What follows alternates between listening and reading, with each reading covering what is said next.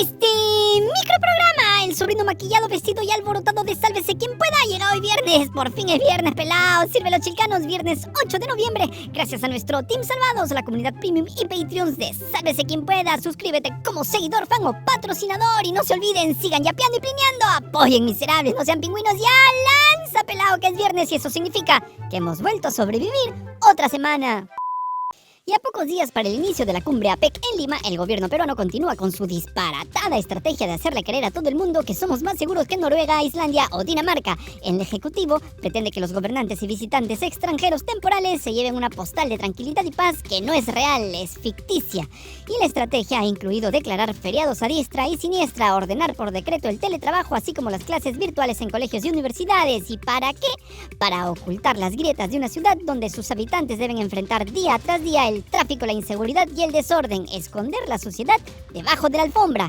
¿Y qué medidas se han adoptado para maquillar a este país de juguete? Te cuento. Esta mañana el gobierno publicó en el diario oficial El Peruano el decreto que ordena el teletrabajo obligatorio en Lima Metropolitana, Guaral y Callao, los días 11, 12 y 13 de noviembre en el marco de la Semana de Líderes Económicos de APEC. ¿Y en Guaral por qué? Ya, para que haya calma y tranquilidad durante la inauguración del megapuerto de Chancay, claro. El presidente de China no irá a Chancay.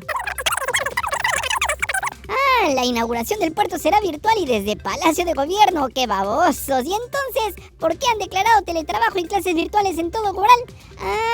Para que el dron del gobierno muestre una ciudad tranquila y sin gente en las calles. Guaral, la nueva Suiza peruana, solo que sin los relojes ni el chocolate y claro, sin la seguridad. Son unos genios. El Decreto Supremo número 123/2024 establece que los empleados del sector público en esas zonas deberán trabajar a distancia, excepto aquellos cuyas funciones sean esenciales o imposibles de realizar remotamente. En el sector privado el teletrabajo será opcional, sujeto a acuerdos entre empleadores y empleados. Será una semana completa con los trabajadores encerrados en sus casas, pues recordemos que los días 14, 15 y 16 han sido declarados feriados no laborables para todo el sector público. Pero no solo han ordenado el teletrabajo por decreto, también se ha dispuesto que las clases sean virtuales en colegios y universidades en Lima Metropolitana, El Callao y Guaral. ¿Alguien entiende por qué los niños de Ancón, Odeate, Chaclacayo o Chosica deben recibir clases virtuales en lugar de acudir a sus centros educativos? Todas las casas tienen acceso a internet. ¿Cuál ha sido el criterio para esta medida? Pues quién sabe. El ex viceministro de Gestión Institucional José Luis Gargurevich expresó su desacuerdo calificando la medida como irresponsable, debido por supuesto a la falta de acceso a internet estable en muchos hogares de Lima, lo que afectaría gravemente la continuidad educativa. De acuerdo a Infobae, Gargurevich también advirtió sobre las implicaciones económicas y sociales para las familias, ya que muchos padres podrían verse impedidos de salir a trabajar si deben quedarse en casa con sus hijos. Asimismo, cuestionó la falta de preparación y de métodos pedagógicos adecuados para la educación virtual, señalando que la simple transmisión de clases a través de cámaras no constituye educación a distancia de calidad. El colectivo Volvamos a Clase Perú ha convocado a través de redes sociales una protesta frente al Ministerio de Educación en oposición al cierre de colegios. Exigieron al gobierno no afectar el derecho a la educación de los estudiantes por temas ajenos a la enseñanza. Este plantón se viene realizando desde el mediodía de hoy viernes. Pero la inseguridad no se frena declarando feriados no laborables u ordenando por decreto el teletrabajo y las clases virtuales. Basta revisar algunas webs de noticias para enterarse que la criminalidad no se detiene. En las últimas horas, una balacera en un chifa en El Callao dejó un fallecido. En Ate, un hombre que salió a calentar su moto fue asesinado a balazos. También dejaron una granada en un mercado en San Martín de Porres que estalló y dejó 2 heridos. Esta semana en Ancash, habitantes del distrito de San Marcos mataron a golpes a 5 supuestos delincuentes que planeaban secuestrar a un empresario. Como parte de todo el maquillaje que quiere aplicar el gobierno, el jefe del gabinete, Gustavo Adriansen, se reunió con un grupo de dirigentes de transportistas para enseñar sus firmas en un papel donde se comprometían a no paralizar durante la PEC, y otra vez calificó de informales a los transportistas que se iban a paralizar y que han anunciado una movilización en Lima exigiendo medidas efectivas contra la inseguridad. A eso hay que agregar que más de 18,000 trabajadores del Ministerio Público iniciarán un paro nacional indefinido que, según han dicho, podría coincidir con los días de APEC. David Ereña, secretario de la Federación Nacional de Trabajadores del Ministerio Público, dijo en RPP que son los peores pagados del sistema de justicia y que encima de eso atraviesan situaciones críticas al momento de desempeñar sus labores en las distintas sedes del organismo, como el caso de la Morgue Central de Lima, que según dijo se encuentra abandonada por las autoridades. Lo que tampoco puede maquillar el gobierno es el otro anuncio de una huelga nacional indefinida anunciada por los gremios del sector salud, incluyendo trabajadores asistenciales y administrativos para el 21 de noviembre. La presidenta de la Federación Médica Peruana, Ivette Mendoza, indicó que cerca de 90.000 trabajadores están involucrados en esta protesta, exigiendo un incremento del presupuesto del sector para cubrir insumos, medicamentos, infraestructura y equipamiento necesarios para una adecuada atención de los pacientes. Pero claro, lo más importante es que durante la PEC todos hagamos nuestro mejor esfuerzo para mostrar una imagen falsa de nuestro país. No queremos que los gobernantes extranjeros se enteren que aquí los extorsionadores les disparan a los buses llenos de pasajeros o que dejan granadas en los mercados o las casas de comerciantes. Y menos que en Lima ocurre un homicidio cada 4 horas. Hagamos todo lo posible para parecernos un poquito a Finlandia. Van a caer, Curiat. Y atentos con la siguiente noticia, porque debes tomar nota de los congresistas y los partidos que han vuelto a blindar a Dina Boluarte en el legislativo. Ayer este mamarracho de Congreso rechazó otorgar facultades a la Comisión de Fiscalización para investigar a Dina Boluarte y el presunto uso indebido del vehículo presidencial en el caso conocido como el cofre, que incluye el presunto encubrimiento del prófugo Vladimir Cerrón y la misteriosa presencia de la tía Veneno en el condominio Mykonos en el balneario de Asia. El presidente de la comisión, el congresista Juan Burgos, solicitaba 120 días hábiles para investigar el uso del vehículo presidencial en la presunta facilitación de la fuga de Cerrón. La votación en el Pleno del Congreso finalizó con 23 votos a favor, 16 en contra y 45 abstenciones. ¡Ah, qué lindos!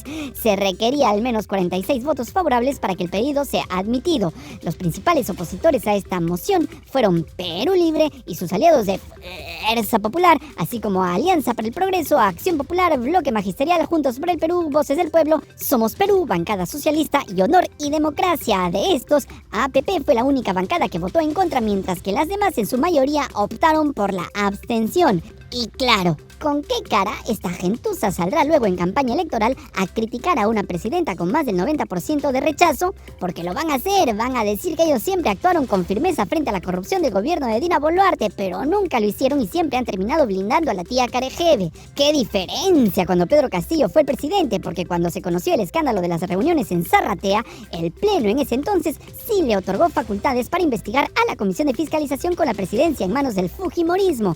¿O no se acuerdan con todo el show que casi a diario montaba el fujimorista Héctor Ventura, quien se iba corriendo a toda velocidad a la cárcel para escuchar la declaración de un delincuente sentenciado como Samir Villaverde? La investigación de ese entonces contra Castillo concluyó en un informe que sirvió de insumo para la denuncia constitucional presentada contra Pedro Castillo. Lo de Dina es tan o más escandaloso como el caso Zarratea. La diferencia es que ahora el que gobierna es el Congreso y hay que mantener al títere en palacio. Y hablando del Congreso, el populismo y la insensatez siguen imperando en ese antro. Ayer aprobaron en segunda votación un proyecto de ley impulsado por el congresista José Luna, el dueño de la Universidad de Cartón Telesub, que establece que adolescentes de 16 y 17 años serán juzgados como adultos si cometen delitos graves. Con el respaldo de 43 parlamentarios, esta iniciativa modifica el Código Penal y el Código de Responsabilidad Penal de Adolescentes, permitiendo que jóvenes que incurran en delitos como sicariato, extorsión, violación sexual, narcotráfico, parricidio, homicidio calificado, feminicidio, pandillaje pernicioso y secuestro enfrenten penas de 6 a 8 años en centros penitenciarios. Pepe Luna defendió la medida argumentando que los grupos criminales están utilizando a menores de 16 y 17 años como sicarios debido a su condición de imputabilidad y que este cambio legal contribuiría a reducir la inseguridad ciudadana y la impunidad. Luna señaló que esta ley es una respuesta necesaria para disuadir a organizaciones criminales de involucrar a menores en actividades delictivas. Claro, con esta ley se acabarán el sicariato y las extorsiones, pero ¿cómo pueden ser tan burros? Con leyes absurdas no se combate la delincuencia. ¿O ustedes creen que esos criminales que mandan a un menor de 16 o 17 años a cometer un crimen ahora están odiando con todo su corazón a Pepe Luna por haber presentado una ley para que esos menores sean juzgados como adultos? El problema principal no son los menores. Los culpables de la mayoría de delitos vinculados a la inseguridad y cometidos por menores de edad son las organizaciones criminales que los mandan o los obligan a cometer esos crímenes. Cualquier especialista con sentido común les dirá que no se está atacando el problema de fondo, que incluye darle oportunidades de estudio y trabajo a los adolescentes y sobre todo de enfrentar a las bandas criminales con inteligencia policial. ¿Qué creen que va a pasar con un menor de 16 o 17 años ingresando al penal de Lurigancho?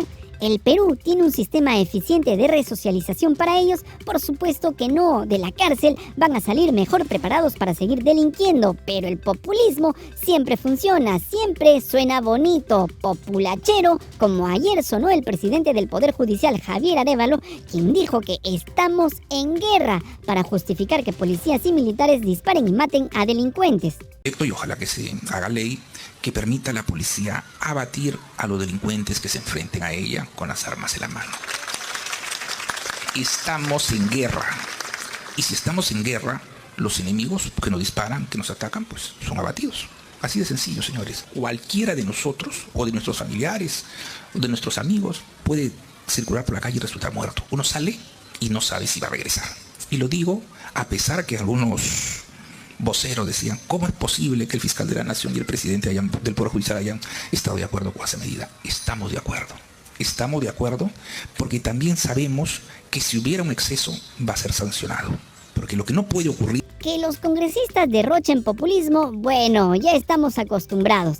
Pero que lo haga el presidente del Poder Judicial... Como juez, él sabe perfectamente que este tema ya está regulado desde hace varios años en el Perú. La ley dice claramente que los policías pueden usar sus armas para enfrentarse a delincuentes que ponen en riesgo su vida y la de terceros. Pero claro, es popular repetir que a los delincuentes se les debe meter bala. Peor que sus palabras fue su silencio sobre la propuesta para que militares y policías que disparen y maten sean juzgados en un tribunal militar policial y no en la justicia civil. Decir, estamos en guerra, como lo ha hecho el presidente del Poder Judicial, al que le fascina ser condecorado en Palacio, es de alguna manera justificar posibles abusos y excesos que podrían terminar con violaciones a los derechos humanos, algo que se volvió común durante las protestas contra el gobierno de Boluarte cuando policías y militares mataron a 50 civiles. Estamos en guerra es decirle a la gente que la única solución es el uso de la fuerza y que lo demás no sirve, pero parece que hacia allá vamos. Y en los últimos meses, organizaciones nacionales e internacionales han alertado sobre las amenazas a la libertad de prensa y de expresión en el Perú, especialmente durante el gobierno de Dina Boluarte. Y para demostrar que efectivamente la libertad de prensa está en peligro, tenemos que hablar de los casos de los periodistas Gustavo Gorriti y Pedro Salinas. En el primer caso, esta semana, se conoció que el juez supremo Juan Carlos Checli, en el contexto de la investigación preparatoria contra el ex juez supremo César Inostroza, ha resuelto en parte favorable a un recurso interpuesto por Inostroza, ordenando que la Fiscalía cite al periodista Gustavo Gorriti para ser interrogado y que requiera a IDL Reporteros la entrega de los audios difundidos en julio del año 2018. Estos audios están relacionados con las acusaciones contra Inostroza, quien presuntamente ofreció asesoría indebida al expresidente de la Federación Peruana de Fútbol, Edwin Oviedo, en diversos casos a cambio de beneficios personales. La investigación, según el juez, no solo busca reunir pruebas para la acusación, sino también para el descargo, implicando que la solicitud para interrogar a Gorriti apunta a obtener información sobre cómo, cuándo y quién le proporcionó los audios en cuestión. O sea, un juez parece pretender obligar a Gustavo Gorriti a revelar sus fuentes. ¡Qué democrático! Parece que el periodismo de investigación y la reserva de las fuentes son cosas que ya pasaron de moda. Carlos Rivera, abogado de Gorriti, ha expresado su alarma comparando la situación con acciones pasadas del destituido fiscal supremo Víctor Rodríguez Montesa, quien también amenazó con acciones legales si IDL Reporteros no revelaba sus fuentes. Rivera consideró que a pesar de la mención de Checli sobre respetar las garantías periodísticas, la resolución puede ser un precedente peligroso que atente contra el periodismo de investigación. Y mientras la pestilencia y los troles siguen culpando al fundador de IDL Reporteros de todos los males del Perú, desde la pobreza hasta la corrupción, en un contexto más trascendental, Gustavo Gorriti ha sido reconocido como uno de los 5 finalistas en la categoría Coraje del Premio Anual Libertad de Prensa otorgado por Reporteros Sin Fronteras. Reporteros Sin Fronteras ha destacado su carrera notable marcada por investigaciones que han llevado a la caída de presidentes y por su valentía frente a campañas de desprestigio y ataques legales, así como amenazas de muerte y secuestro durante los años 90. ¡Chúpate esa, Fujitrol! El otro caso es el del periodista Pedro Salinas, conocido por su investigación sobre abusos sexuales en el sodalicio y coautor del libro Mitad monjes, mitad soldados, quien ahora enfrenta una acusación de colusión agravada y negociación incompatible en su papel como proveedor del Estado. El Instituto de Prensa y Sociedad IPIS advirtió que la Fiscalía alega que Pedro Salinas, a través de su empresa Chirinos y Salinas asociados SAC se habría coludido con funcionarios del Ministerio Público en el año 2017 al brindar servicios de asesoría por un monto de 17.000 soles. Según la acusación, estos contratos violaron normas de contratación pública.